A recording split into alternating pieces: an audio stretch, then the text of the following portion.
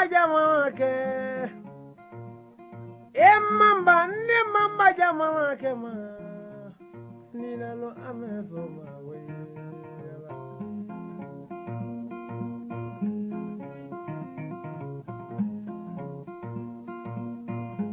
sana mala maloi soba alala soba du ko ne marasa soba banda wala jangi.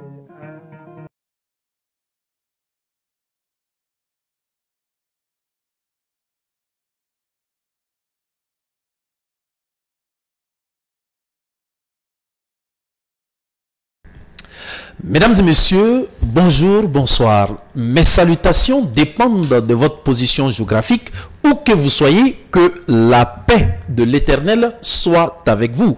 Très heureux de vous retrouver sur toutes les plateformes de l'ouverture média. Bienvenue à votre émission préférée dénommée Affaires politiques.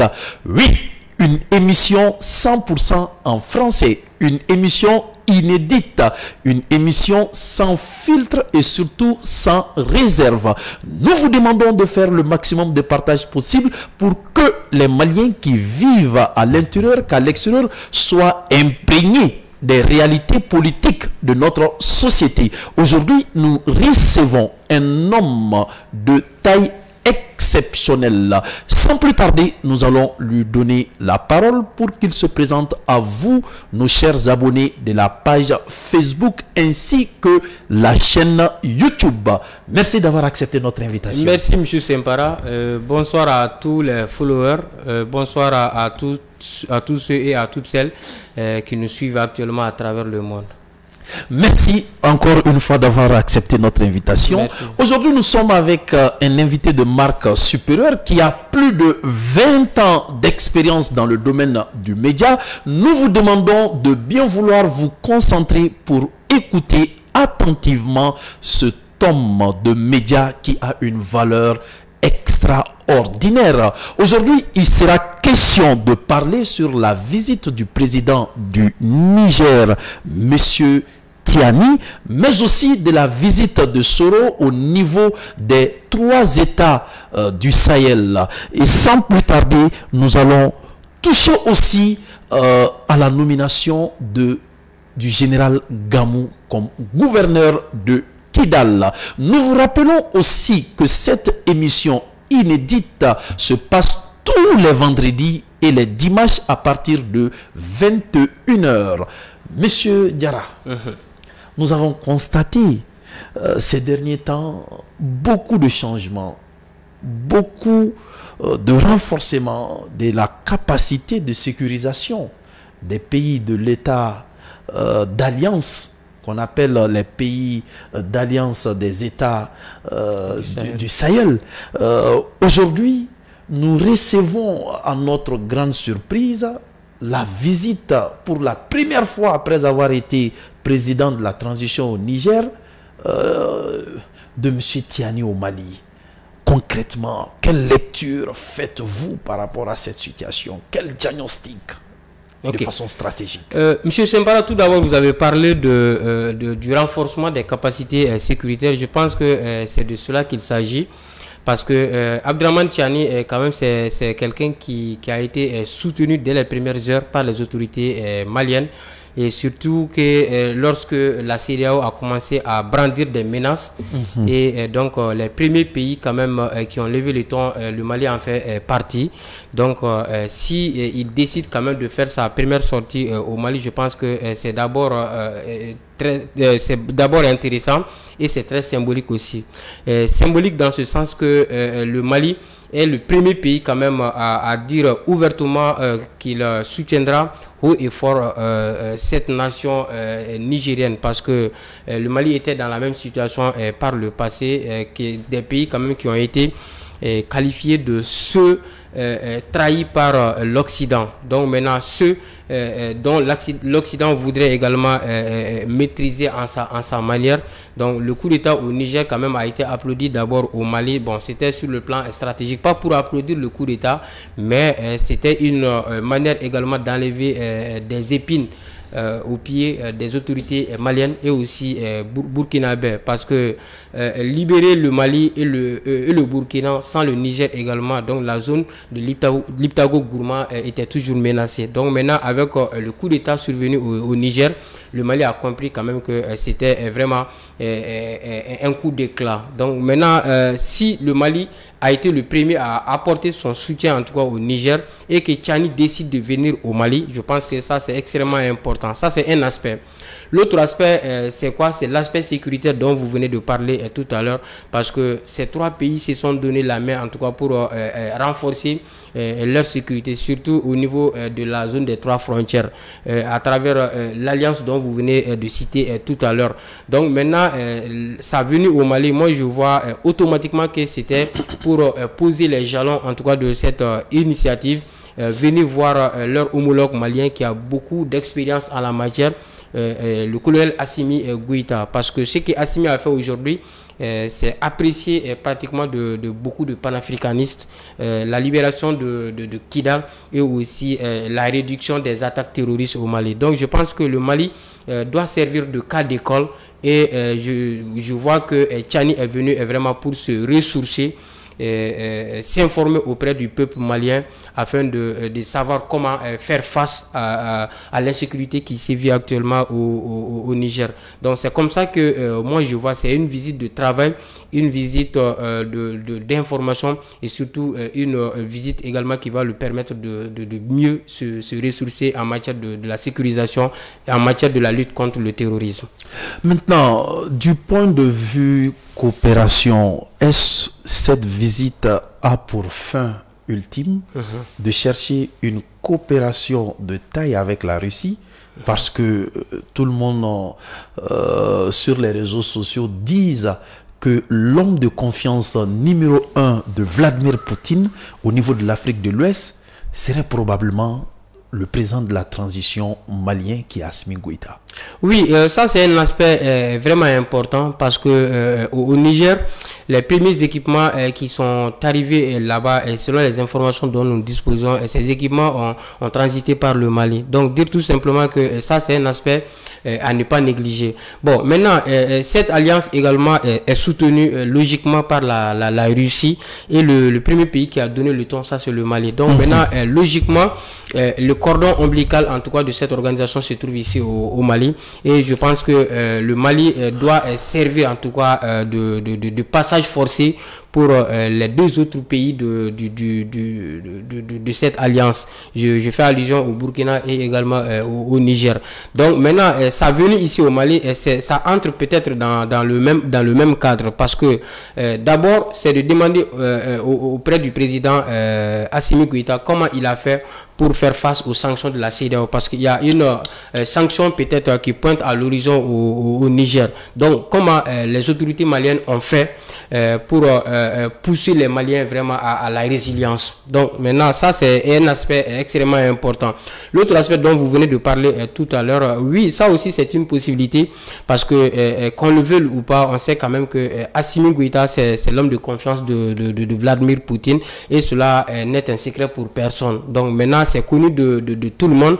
Donc ça aussi, ça peut entrer dans l'optique vraiment de cette rencontre ici au Mali. Une rencontre qui n'a pas assez duré, mais qui a été vraiment très riche en échange, parce qu'il y a eu beaucoup d'échanges. Il y a eu des stratégies de relance de coopération entre le Mali et aussi le Niger, parce qu'on sait quand même que nos relations étaient à point mort. Donc avec cela, je pense que la coopération est lancée de la plus belle des manières. Et la plus belle des manières, c'est quoi? Parce que ça constitue sa première sortie internationale. Donc maintenant, venir voir Assimi Goïta, ça a tout son pesant d'or. Et cela me rappelle également le cas du capitaine Ibrahima Traoré, parce que lui aussi, il a décidé de faire sa sortie ici au Mali. Donc je pense que en quelque sorte, sorte, le Mali est devenu un lieu entre guillemets, de pèlerinage pour les pays de coup d'État. Voilà, ils viennent juste pour se ressourcer et voir comment faire face vraiment à toute éventualité. Parce qu'il y a des sanctions qui pointent à l'horizon et sur le Mali, et sur le Niger et aussi sur le Burkina, parce que le Mali est attendu de pied ferme par rapport à l'organisation des élections. Donc à défaut de cette organisation, donc maintenant on ne sera pas surpris de voir en tout cas des sanctions de la communauté des États de l'Afrique de l'Ouest, la CEDEAO. Donc maintenant la même sanction lorgne également le Niger et aussi le Burkina Faso. Donc je pense que c'est une manière de converger vraiment les points de vue et voir maintenant si ces sanctions tombaient demain, comment y faire face. Donc je pense que c'est comme ça que moi je vois la chose. Et aussi le Niger n'est pas tout à fait exempt de l'intervention militaire de la CEDEAO, parce qu'on sait que ça a été décidé par moment, mais jusque-là, ça n'a pas complètement été abandonné. Si on se réfère aux déclarations du président Abdraman Tiani de son passage au Burkina Faso, il a dit clairement que la CEDEAO a décidé de suspendre. Donc la suspension voudrait dire quand même que ça peut surgir à tout moment. Donc je pense que c'est peut-être une manière également de venir voir comment faire face aux éventuelles sanctions. Donc c'est qui signifie qu'il est sans doute il est sans doute accepté par les responsables de la CEDEAO. Oui, il est Abdraman Tiani. Oui. Non, il n'est pas du tout accepté par les responsables de la CEDEAO. Mais du fait qu'on a suspendu la suspension. Non, la suspension de la suspension. La suspension de la suspension, oui, est due aux pressions extérieures. Voilà, parce que la décision du Mali et du Burkina de se sentir agressé en cas d'agression au Niger, je pense que ça a beaucoup pesé dans la balance. Donc je pense que la CEDEAO a compris que toute intervention militaire au Niger quand même allait aboutir à des conséquences vraiment néfastes. Je pense qu'il y a cette pression qui a fait que la CEDEAO a un peu rétrogradé. Voilà, donc maintenant ça c'est un aspect. Donc maintenant, il y a l'autre aspect également, la CEDEAO n'a pas eu entièrement le soutien international. Donc maintenant, à l'exception du soutien déclaré de la France et aussi de quelques pays de l'OTAN, donc maintenant la CEDEAO n'a pas eu assez de soutien par rapport à l'intervention militaire au Niger.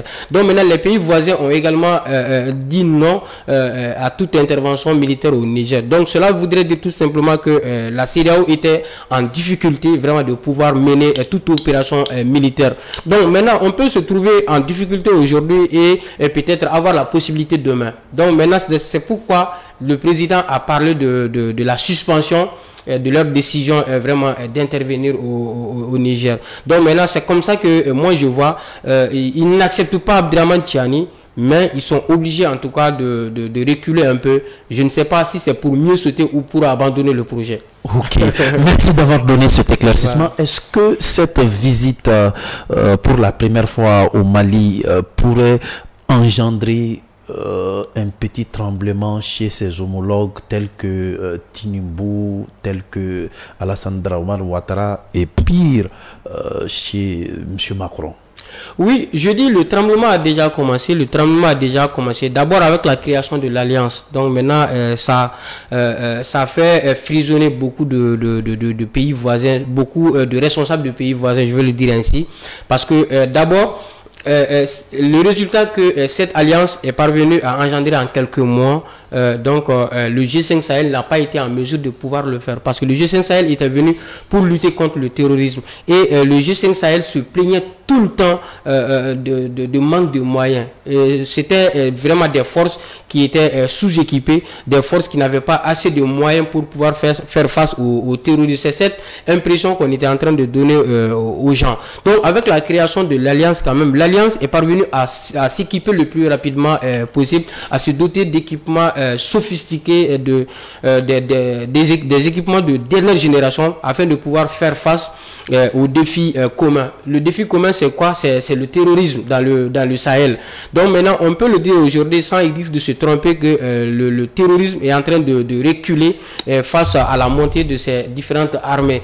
Parce que si on se réfère également aux propos de l'ancien président du Niger, en l'occurrence Mohamed Bazoum, qui disait que ces terroristes étaient mieux équipés que nos armées régulières. Donc je pense que cela relevait peut-être d'une mauvaise volonté ou peut-être d'un complot international qui voulait en tout cas faire de ces États vraiment un nouvel Afghanistan. Donc je pense qu'avec cette alliance quand même, le terrorisme recule et la zone dite des trois frontières, les sanctuaires d'ailleurs des terroristes, donc là où ils étaient en train de mener toutes les actions, partout où ils faisaient en tout cas recours pour peut-être se réfugier, on voit que ces armées là sont en train vraiment de les dénicher là-bas, de les détruire si possible également. Donc je pense que l'alliance a déjà commencé à faire ses fruits, l'alliance a déjà commencé à faire des résultats et c'est logique quand même que ça puisse faire peur aux pays qui étaient déterminés vraiment à ne pas voir ces militaires réussir. Mais heureusement peut-être pour les Maliens et malheureusement pour ces pays, en tout cas ces militaires au pouvoir sont en train de donner espoir à ces pays-là. C'est logique qu'il y ait des frissons un peu partout dans les pays voisins.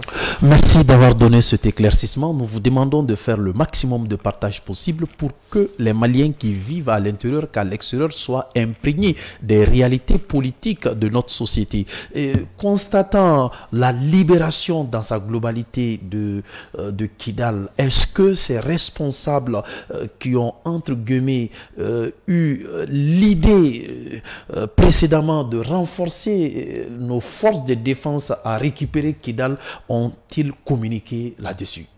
Oui, ils ont communiqué là-dessus parce que la libération de Kidal, d'abord, M. Sempara, c'est un symbole pour ces pays du Sahel.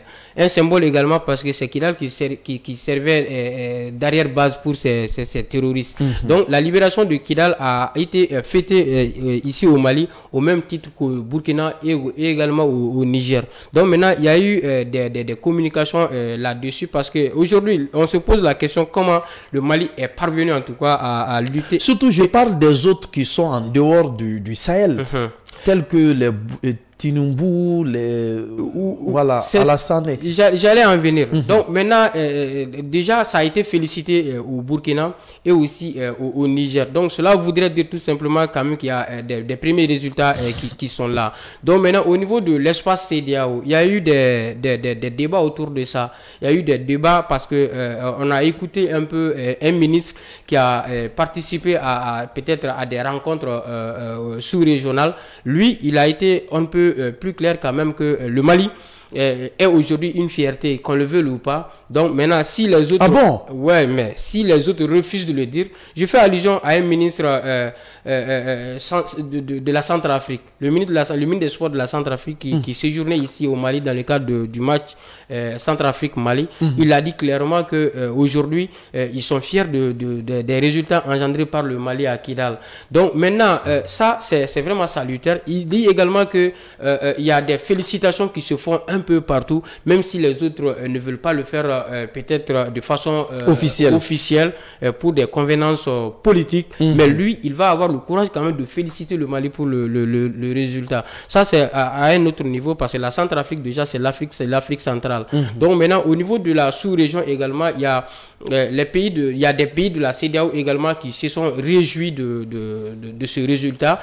Et d'abord, je fais allusion au Togo. Le président togolais ainsi que son ministre des Affaires étrangères ont vraiment salué la reprise de Kidal, même si ça n'a pas été fait dans le cadre de la CEDEAO. Et si on croit également aux informations qui circulaient un peu partout sur les différentes plateformes digitales, on va quand même croire que au niveau de la CEDEAO, les débats ont été houleux par rapport à une possibilité de félicitation du Mali par rapport à son entrée à Kidal. Mais en tout cas, la félicitations félicitation tarde à venir. On ne sait pas ce qui se passe, mais en tout cas, le débat a été fait au niveau de... Est-ce que pourrait venir? Bon, maintenant, c'est cela la question, parce que ça vienne ou pas, c'est déjà une réalité. Donc maintenant, la félicitation, ça ne peut être que symbolique. Donc maintenant, peut-être par respect du principe de souveraineté du Mali, parce qu'aujourd'hui, tous les efforts qui étaient en train d'être faits au niveau de la sous-région et même sur le plan international, c'était d'aider le Mali à mettre fin au terrorisme. Et le Mali est parvenu en tout cas à faire dégager les terroristes de Kidal, même si la lutte n'est pas complètement terminée, parce que la libération de Kidal ne veut pas dire la fin du terrorisme. Donc si le Mali est parvenu à faire quand même, moi je pense que le premier regroupement, la première organisation qui devrait féliciter le Mali, ça devrait être la CEDEAO, si réellement la CEDEAO... Mais pourquoi ce retard, selon vous? Oui, ce retard parce que, je le dis, parce que c'est ma conviction, peut-être que la CEDEAO attend la direction du vent. La direction du vent. La direction du vent, c'est quoi? C'est la France, bien sûr. La France. Voilà. Est-ce que la France sera-t-elle à mesure d'apprécier les FAMA après avoir fait une occupation de plus de 10 ans sur le sol malien? Voilà tout le retard de la CEDEAO. Parce que la CEDEAO attend la direction de la France par rapport à ce qui se passe au Mali. Parce qu'on a vu la CEDEAO, à chaque fois qu'il y a des situations au Mali, on attend que la France réagisse d'abord. C'est après la réaction française qu'on voit peut-être la CEDEAO réagir après. Donc la France n'a pas dit mot officiellement par rapport à la reprise de Kidal. Bon, on ne sait pas. Croyez-vous que la France va communiquer officiellement sur ça? C'est pas évident. C'est pas évident. C'est ce qui fait que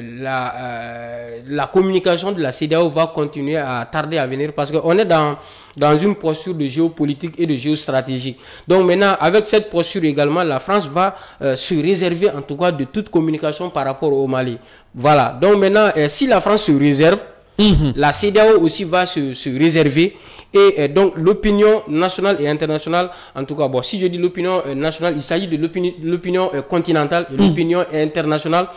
Ces opinions vont commencer en tout cas à comprendre que la CEDEAO n'est pas là pour les peuples, conformément à ses principes. La CEDEAO est là pour les chefs d'État qui acceptent peut-être les principes français, sans condition ou avec des conditions, on ne sait pas. Bon, maintenant, c'est cette impression qu'on est en train de voir avec cette retenue par rapport à la félicitation du Mali. Parce que l'entrée de l'armée à Kidal, ce ne sont pas des fake news, ce ne sont pas des propagandes comme les uns et les autres étaient en train de dire.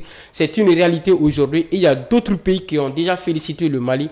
Pourquoi la CEDEAO tarde vraiment à faire la même chose? Maintenant, qu'est-ce qui explique le côté neutralité de la Guinée par rapport à notre entrée en Kidal? Bon, le côté neutralité de la Guinée, comme vous le savez, la Guinée c'est déjà un pays qui ne fait pas partie du Sahel. Donc maintenant, l'alliance, ça concerne ces trois pays déjà. Et je vois que les relations entre le Mali et la Guinée sont au beau fixe également. Peut-être c'est une question d'orientation politique également au niveau de la Guinée. On peut se comprendre peut-être sur des aspects, et sur d'autres aspects, on peut se sentir peut-être un peu retenu par rapport à des situations. Bon, moi, je pense que la position de neutralité de la Guinée, c'est une stratégie pour le président guinéen et peut-être de pouvoir réserver son fauteuil. Parce qu'aujourd'hui, qu'on le veuille ou pas, si tu n'es pas d'accord avec la France, il y a des stratégies qui sont mises en place. Donc maintenant, et en Guinée, on sait aujourd'hui quand même que... il n'est pas tel structuré jusqu'à ce point, ouais, ils ne sont pas aussi soudés comme au Mali et au Burkina, parce qu'on le sait très bien, parce que les derniers événements peut-être nous font croire à cela, peut-être la tentative d'évasion de Moussa Dadis Camara et autres. Donc maintenant, cet événement quand même a permis aux uns et aux autres de comprendre quand même qu'il y a une trahison, une sorte de dysfonctionnement. Voilà, au niveau de l'appareil de l'État et surtout au niveau de l'appareil sécuritaire. Donc cela veut dire que le président guinéen ne maîtrise pas aisément tous les contours en tout cas de son pouvoir, et c'est pourquoi il fait attention à beaucoup de déclarations, même si de fait en tout cas ou bien par principe il est d'accord avec tout ce que ces pays vont faire, mais il est en train de se retenir par rapport à beaucoup de choses. Donc, c'est dû un peu à la situation peut-être sociopolitique dans son pays. Merci d'avoir donné d'éclaircissements par rapport à cette situation. Nous vous demandons de faire le maximum de partage possible parce que nous sommes avec un journaliste chiffronique qui a près de 20 ans d'expérience dans le domaine du journalisme. En vous rappelant aussi qu'il est le rédacteur en chef de l'Énergie TV. Sans plus tarder, nous vous rappelons encore, parce que en vous rappelant, ça vous permettra de nous suivre quotidiennement lors de nos émissions les vendredis et les dimanches, mais plus précisément à partir de 21h sur l'ouverture média. Sans plus tarder, nous allons faire l'ouverture du deuxième débat qui porte sur voilà, le pèlerinage de Soro Guillaume dans les pays membres voilà, de l'Alliance. Il est aujourd'hui comme un criquet pèlerin entre ces pays. Quel diagnostic faites-vous par rapport à cette situation et quelle menace probable Alassane Ouattara pourrait avoir dans son fauteuil présidentiel actuellement? Bon, je pense que ce pèlerinage, comme vous le dites, c'est une très bonne chose pour Guillaume Soro, parce que d'abord, si on essaie d'analyser, on va voir peut-être sous plusieurs angles où il y a beaucoup de paramètres qui entrent en ligne de compte. Tout d'abord, il faut tenir compte du contexte. Le contexte, c'est quoi? La Côte d'Ivoire prépare peut-être les élections présidentielles dans les jours à venir et nous sortons des élections de proximité qui ont été émaillées vraiment de beaucoup d'irrégularités, d'où la reprise d'élections dans plusieurs localités. Donc cela veut dire qu'il y a déjà des soucis à l'interne au niveau de la Côte d'Ivoire. Donc maintenant, l'autre contexte, c'est quoi? La posture de ces trois pays du Sahel par rapport à la Côte d'Ivoire. Donc le Mali n'est pas ami de la Côte d'Ivoire parce que les autorités maliennes ne sont pas amies de celles de la Côte d'Ivoire. Ça aussi c'est une réalité aujourd'hui, même si les peuples quand même sont amis. Ça, il faut faire peut-être la part des choses. Et le Niger c'est la même chose et aussi le Burkina Faso. Donc maintenant c'est la Côte d'Ivoire qui a fait une sorte de déclaration de guerre à ces entre guillemets à ces trois pays parce que à chaque fois. D'abord, je prends l'exemple sur le Mali. Tous les ennemis du Mali ont trouvé refuge en Côte d'Ivoire et à partir de là-bas, en tout cas, il y a un même qui s'était autoproclamé président du Mali et qui avait peut-être déclaré la fin de la transition ici au Mali. Donc tout ça, en tout cas, c'est des choses quand même qui sont très difficiles à digérer et c'est ce qui fait que les autorités maliennes ont commencé à comprendre quand même que l'ennemi numéro 1 du Mali, c'est peut-être les autorités de la Côte d'Ivoire. Ça aussi, c'est une réalité. Et c'est cette impression qu'Alassane a également montré à travers ses sorties médiatiques.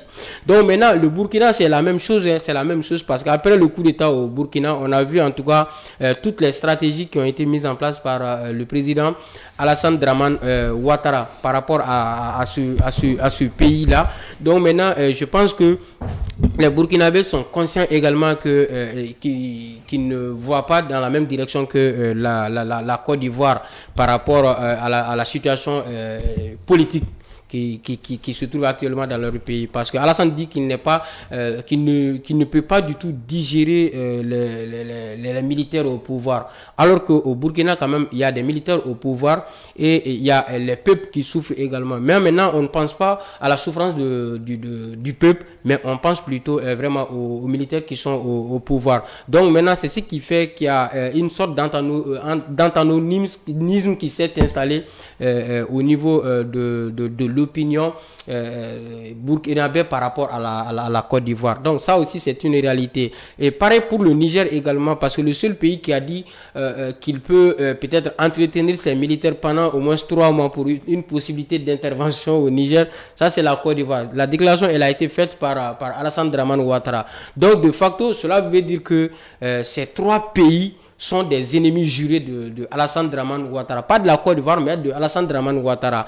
Et donc, cela nous fait rappeler l'affaire des 49 militaires ici au Mali et aussi l'affaire des 2 gendarmes des 2 gendarmes ivoiriens arrêtés également au Burkina Faso. Donc, cela veut dire tout simplement que les tensions sont vives entre ces nations. Donc, maintenant, raison de plus pour Guillaume Soro de trouver refuge dans ces pays, de faire une sorte de pèlerinage dans ces pays et donc je pense que c'est une stratégie de pouvoir déstabiliser la Côte d'Ivoire dans les jours à venir parce qu'il a annoncé son retour prochain dans le pays. On ne sait pas dans quel contexte il va retourner dans le pays, d'autant plus qu'il a lui-même il a peur du président Alassane Dramane Ouattara. Donc maintenant, Alassane étant dans cette posture, est-ce que Guillaume va accepter de retourner au Bercail? Donc maintenant, c'est cela la grande question. Donc maintenant, je retourne au pays. Est-ce que cela voudrait dire que qu'il va rester aux portes du pays pour essayer peut-être de faire une sorte de déstabilisation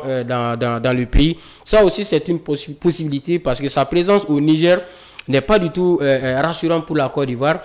Sa visite au Burkina n'est pas du tout rassurant pour les autorités ivoiriennes.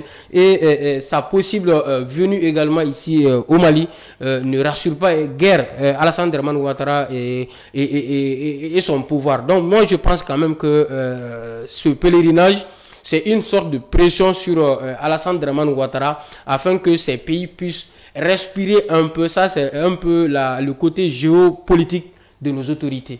Donc maintenant, les autorités profitent peut-être de l'influence de Guillaume Soro pour essayer de faire taire Alassane parce que en tant que Guillaume est présent dans ces pays, Alassane va énormément faire attention à ses déclarations et il va vouloir peut-être tenter de changer sa posture vis-à-vis de ces 3 pays du Sahel. Mais est-ce que ça ne serait pas un facteur d'agressivité chez lui du moment où on fréquente, où nous partageons le même chemin que son premier adversaire direct?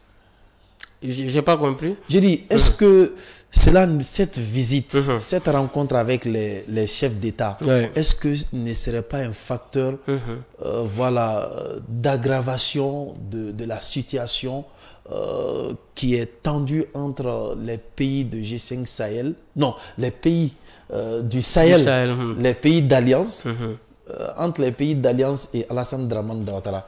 Bon, je pense que d'abord il y a de nous rendre encore plus agressifs, quoi. Oui, mais je pense que c'est peut-être l'effet contraire qui va se produire. Et d'ailleurs, on est en train de voir l'effet contraire en Côte d'Ivoire parce que ça fait longtemps que Alassane ne fait pas de déclaration de va en guerre à ces pays. Donc cela veut dire, ça veut dire ce que ça veut dire déjà. Bon, maintenant ça c'est un aspect.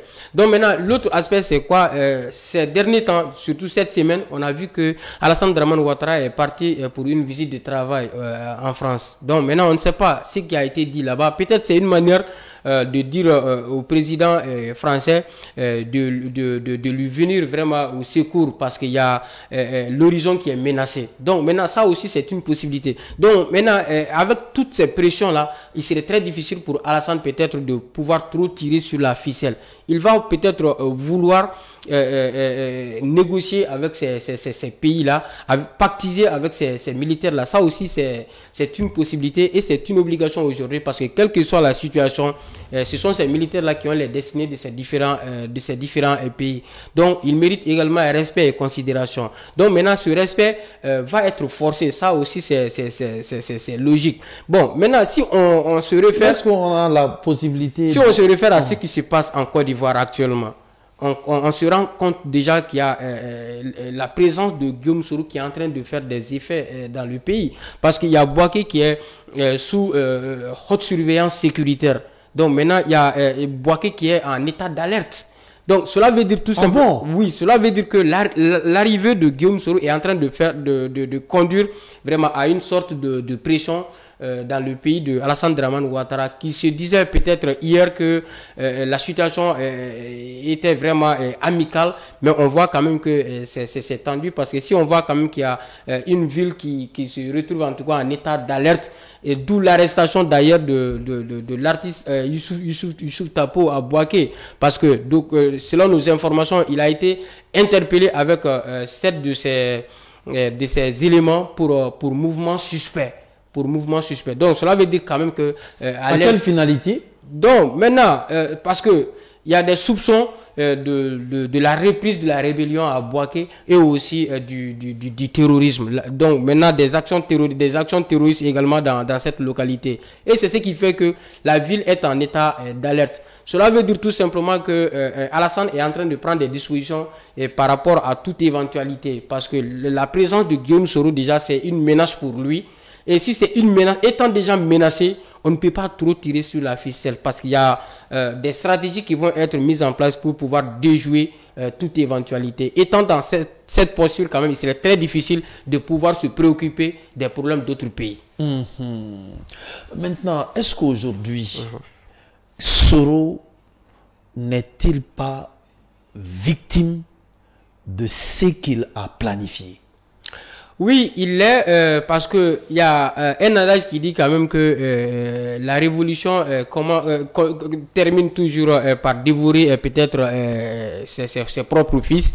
C'est ce qui est arrivé à Guillaume Soro parce que Guillaume, on sait quand même qu'il a été vraiment un grand chef rebelle en Côte d'Ivoire qui était soutenu par Alassane Dramane Ouattara. Donc maintenant, très généralement, chez nous en Afrique, les chefs d'État, les patrons, les patrons ne veulent pas pactiser avec ceux là qui les ont aidés à venir au pouvoir. Donc très généralement parce qu'ils constituent en quelque sorte une sorte de pression. Parce que on va penser à quoi lui, il est au courant de tout ce qu'on a planifié ensemble. Donc maintenant, il ne va pas me considérer comme je le vais. Donc très généralement, c'est ce qui fait que les torchons brûlent entre ces gens-là. Donc c'est ce qui est arrivé à Guillaume Soro parce qu'il a fait pratiquement toute sa vie dans la rébellion. Et une rébellion soutenue par Alassane. Alassane qui est au pouvoir aujourd'hui, c'est Guillaume Soro qui devrait peut-être s'en réussir aujourd'hui. Donc, s'il se retrouve dans cette posture déjà, cela veut dire qu'il avait fait une mauvaise prise de décision. Il avait emprunté un très mauvais chemin. Et voilà le résultat aujourd'hui. Je pense qu'il est conscient du passé. Et cette conscience du passé quand même va peut-être le pousser à mesurer peut-être toute action qu'il va peut-être mener dans les jours à venir. Sinon, sa venue quand même, c'est connu de tout le monde. Il veut reconquérir le pouvoir comme il l'a dit. Donc, reconquérir le pouvoir dans la mesure où il est citoyen comme les autres Ivoiriens, sauf que lui, il est condamné par la justice ivoirienne. On ne sait pas quelle stratégie il va mettre en place pour pouvoir déjouer cet appareil judiciaire-là afin de pouvoir peut-être se présenter comme président de la République, ou on ne sait pas, est-ce qu'il va peut-être vouloir mettre une stratégie de raccourci pour venir au pouvoir. Peut-être que l'esprit va tourner autour de ça. Voilà. Donc maintenant, ça aussi, c'est une grande question que les uns et les autres se posent. Le raccourci, c'est quoi? Peut-être le renversement de pouvoir, même si on ne le souhaite pas. C'est un chef rebelle et aujourd'hui, s'il pactise avec des pays dans lesquels il y a des militaires au pouvoir qui sont venus par le coup d'État, donc maintenant, d'aucuns pourraient penser qu'il est en train de se préparer mentalement, physiquement et même financièrement et matériellement afin de pouvoir mener des actions en Côte d'Ivoire. Ce sont des suppositions en tout cas qui sont en cours. Mais serait possible que nos chefs d'État de la transition se permettent de financer ou de soutenir une telle action de non, c'est cette idée qui est là. Donc peut-être que c'est pas vrai, mais Alassane pourrait penser de la sorte. Parce que après le coup d'État au Mali, qu'est-ce qu'on a vu? On a vu que c'est une sorte d'épidémie qui s'est installée. Donc maintenant, pour l'opinion peut-être de la CEDEAO ou des proches de la CEDEAO, c'est le Mali qui est à la base de tous les autres coups d'État qui se sont déroulés dans la sous-région. Donc maintenant, avec cette idéologie déjà, Alassane va peut-être être prudent par rapport à cette présence de Guillaume Soro ici au Mali.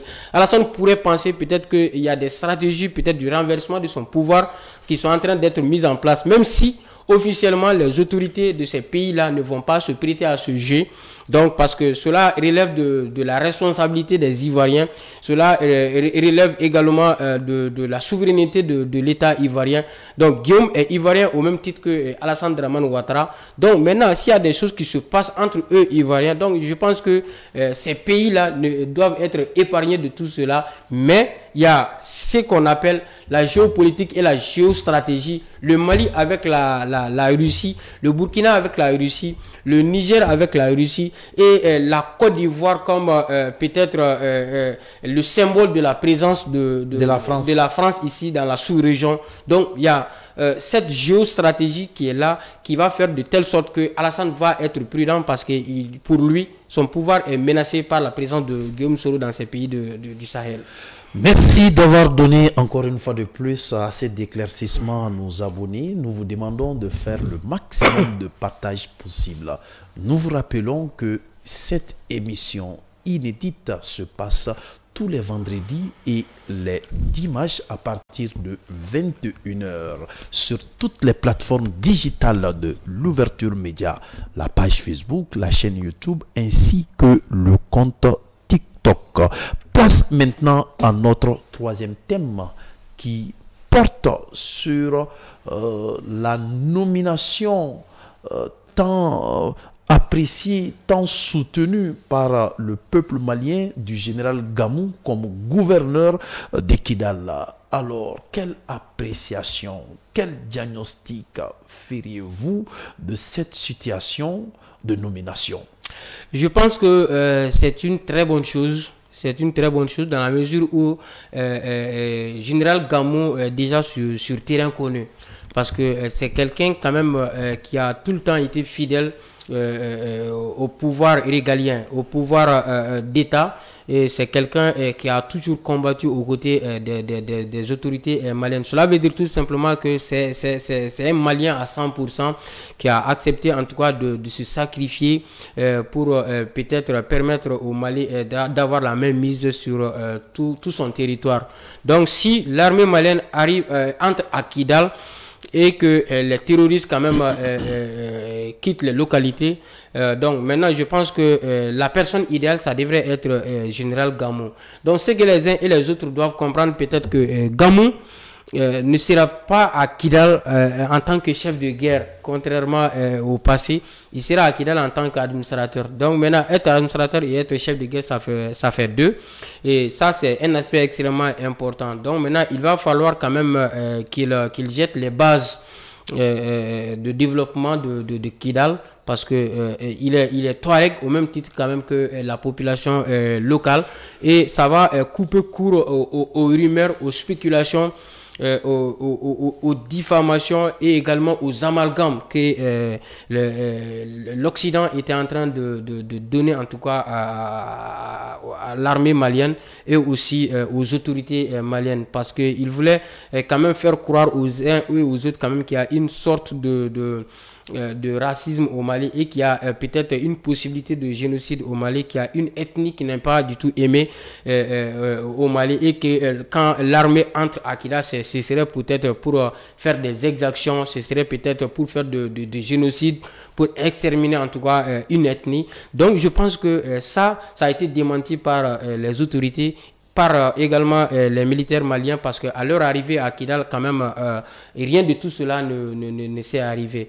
Donc maintenant, le choix de Gamou en tant que Touareg va permettre également à certains oiseaux de mauvaise augure de comprendre quand même que ce n'est pas une réalité au Mali, parce que Gamou est Touareg au même titre que ceux qui ont pris l'arme en tout cas contre l'État malien.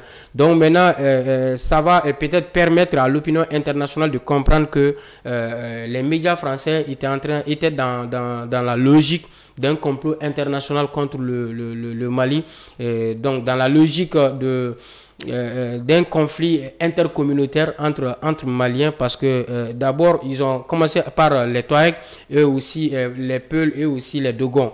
Donc maintenant, ça, les Peuls et les Dogons, ça c'est au centre du pays. Et donc on a pu trouver une solution à tout cela le plus rapidement possible, parce que les Maliens ont compris quand même qu'on était dans un jeu, dans une situation où il y avait un complot contre le Mali. Donc c'est ce que le peuple a compris et on a pu trouver une solution à ce problème au centre. Donc le problème au niveau de Kidal également va prendre fin. L'opinion va comprendre quand même que les Touaregs sont maliens au même titre que les Simpara, au même titre que les Diarra. Il n'y a pas de différence entre Maliens, parce que si on fait recours à notre constitution, parce que tous les Maliens sont égaux devant la loi. Donc maintenant, cela veut dire tout simplement qu'il n'y a pas de Maliens de Sud, de Maliens de Nord ou de Maliens de l'Ouest. Donc maintenant, c'est cette idée quand même que les gens vont commencer à avoir. Donc maintenant, la nomination de Gamou, d'abord, ça va créer une sorte de confiance, entre les gouvernants et les gouvernés. Parce que Gamou étant Touareg déjà, ceux qui sont là-bas, donc maintenant, ils vont automatiquement avoir confiance pour signer leur retour. Parce que si on fait référence à la première déclaration du général Gamou, il a fait appel en tout cas à ces populations qui ont quitté Kidal pour aller peut-être trouver refuge ailleurs. Il leur a demandé de retourner dans la ville pour qu'ils puissent poser ensemble les jalons du développement de la localité.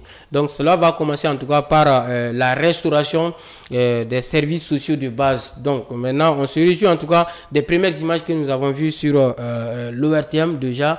Et ces images, ça parle de quoi? Des élèves dans une classe déjà. Ça, c'est une ça, c'est une très bonne chose, parce que ça faisait plus d'une décennie maintenant que nous ne voyons pas en tout cas ce genre d'image. Donc maintenant, le retour des élèves de Kidal à l'école, je pense que... Et puis ça coïncide avec tout juste le démarrage d'un mois ou un mois et demi de l'année scolaire. De l'année scolaire. Donc je pense que c'est une très bonne chose, et c'est l'occasion pour nous en tout cas de ne plus faire face encore au terrorisme, parce que le terrorisme est l'émanation de la rébellion. Donc maintenant, cette rébellion également, nous devons tout faire pour que ça ne puisse plus reprendre. Donc maintenant, je pense que Gamou va essayer peut-être de poser les jalons de développement de la région de Kidal, et avec ce développement, je pense que le Mali va tourner dos peut-être à la rébellion, et donc la stabilité va renaître également dans notre pays. Je me réjouis en tout cas de cette nomination. C'est la personne idéale qui a été nommée. Il est sur terrain connu, et c'est vrai, il appartient à une tribu qui n'était pas maître des lieux par le passé. Peut-être c'est ce qui va un peu changer les donnes. Il est Touareg, mais il appartient à une tribu qui était vraiment différente de celle qui régnait à Kidal. Donc cela veut dire que c'est une nouvelle région de Kidal qu'on va voir. C'est un nouvel esprit, c'est un nouvel état d'esprit quand même de Kidal qu'on va découvrir dans les jours à venir, parce que c'est peut-être un seul groupuscule qui avait la même mise sur tout Kidal, et je pense que Gamou va peut-être essayer de mettre fin à toutes ces choses quand même qui ont fait que le pays a perdu beaucoup de fils. Ça a ensanglanté notre pays, et donc je pense que c'est une très bonne chose. Merci encore une fois de plus d'avoir donné assez d'éclaircissements par rapport à cette nomination. Alors nous nous acheminons vers la fin de notre numéro de ce vendredi. Quels sont vos mots de fin à l'endroit de nos chers abonnés de la page Facebook ainsi que la chaîne YouTube? Tout d'abord, M. Simpara, c'est de vous remercier de m'avoir fait confiance vraiment pour venir partager peut-être mon point de vue, c'est normal. Voilà, aux followers. Je remercie tous ceux et toutes celles quand même qui nous suivaient un peu à travers le pays et même à l'étranger.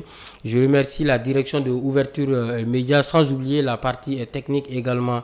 Donc c'est de dire tout simplement que c'est de demander au peuple malien vraiment au sursaut national, comme l'a demandé le président de la transition, un sursaut national pour sauver le pays, et également aux confrères, les journalistes quand même, de faire énormément attention, parce qu'on est dans une période où il y a la guerre communicationnelle qui est là. Donc maintenant, avec la présence de cette guerre communicationnelle, on doit essayer de voir maintenant comment contextualiser en tout cas les principes déontologiques de la pratique du journalisme. Parce que en période de guerre, en tout cas, la communication ne doit pas être comme en temps normal, parce qu'il y a la guerre communication qui est là actuellement. Le Mali est victime de beaucoup de diffamations, de beaucoup d'amalgames provenant en tout cas des médias étrangers. Donc cela veut dire tout simplement que en matière de conflit, en matière de guerre, l'information n'est pas du tout impartiale. L'information ne peut pas être impartiale en période de guerre. L'information elle est vraiment partielle en période de guerre. On est en train de le voir un peu partout.